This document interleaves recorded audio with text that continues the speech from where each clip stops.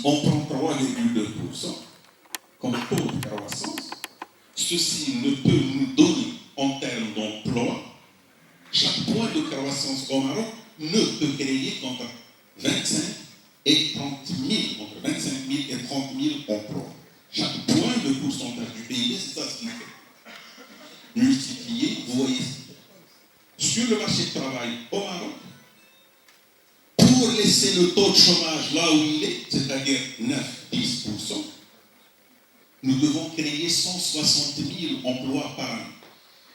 Vous me suivez, vous voyez un peu ce que je suis en train de dire. C'est-à-dire, on doit avoir quelque chose comme 6 à 7% de taux de croissance si nous voulons que le taux de chômage reste à 9-10%. Vous voyez l'ambition, juste garder le taux de chômage là où il est. Non seulement on est c'est-à-dire nos gouvernants sont des élèves de premier rang pour les institutions financières internationales qui les félicitent tout le temps. Madame Christine Lagarde me dit que le Maroc, c'est parfait, tout ce que j'ai lui dit de faire, il le fait. Donc toutes les politiques d'austérité, masquées ou pas masquées du tout, sont appliquées.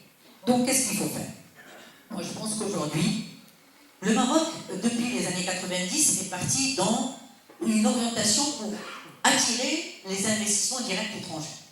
C'est très bien, nous on n'est pas contre les investissements étrangers, parce qu'avec les investissements nationaux et l'investissement de l'État, c'est les trois leviers qui créent de l'emploi. C'est parfait si ça peut se conjuguer, il n'y a aucun souci. Sauf que le Maroc, pour véritablement attirer ces investisseurs, ces investissements étrangers directs, il faut qu'il assoie de véritables réformes. La loi de finances est avant tout un acte politique. Et un acte politique, à mon sens, vu le contexte global dans lequel nous évoluons, et à écouter les discours officiels qui ont été prononcés, et qui semblaient avoir pris en compte la crise sociale très très grave que connaît notre pays, avec l'augmentation des écarts sociaux et spatiaux, avec le Hirak de Rif, avec le Hirak de Jarada, de Zaboura, de Tatlhaj, de Bouafa, de Fidig, et j'en passe. Donc il y a un véritable malaise terrible, accompagné d'une grosse crise sociale et d'une crise de confiance. Ce que l'on attendait de cette loi de finances, c'est qu'elle puisse prendre en compte justement ce qui se passe et proposer des alternatives.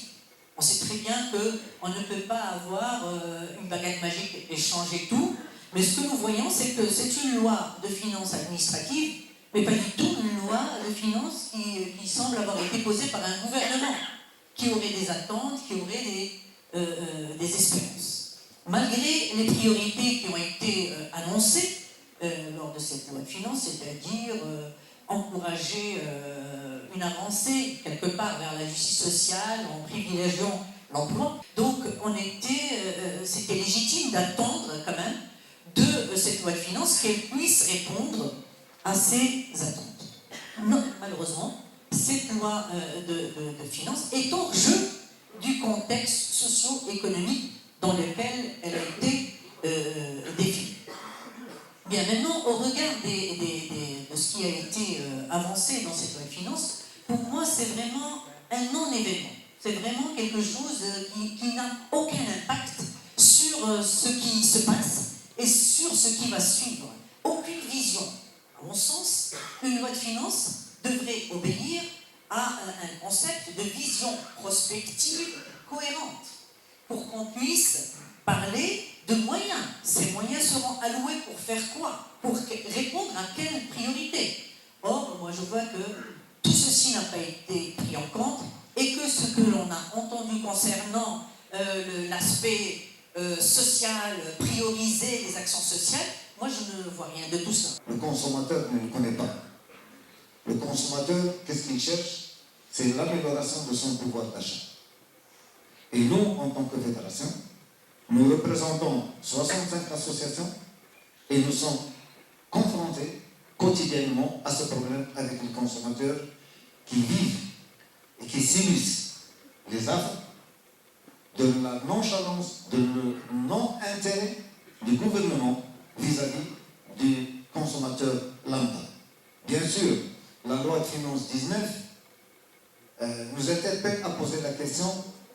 Elle a été proposée par le gouvernement. Peut-on faire confiance à un gouvernement qui nous a menti.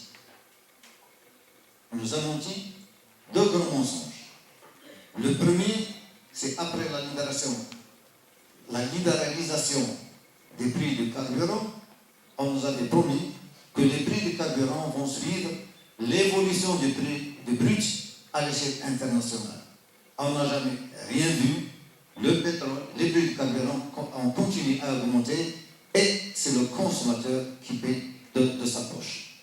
Le deuxième mensonge, c'est que lors de l'élaboration donc, de la loi de finances de 2018, il a été annoncé, et fortement, avec beaucoup de médiatisation, que la caisse de compensation va être annulée en 2019.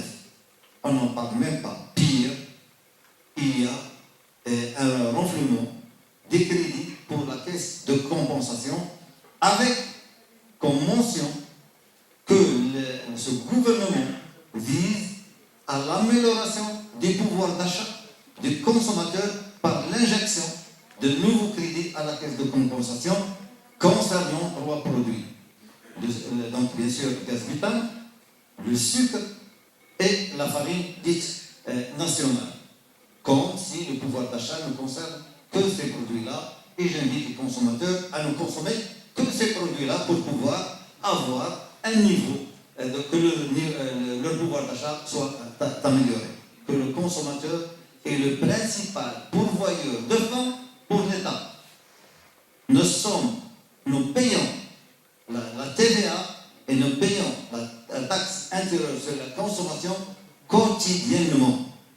Et qu'est-ce qu'on reçoit? Pour nous, cette loi, ce projet de loi, parce qu'il n'est pas encore sorti de la deuxième chambre, parce qu'il y a maintenant une lutte, n'apporte rien pour le consommateur.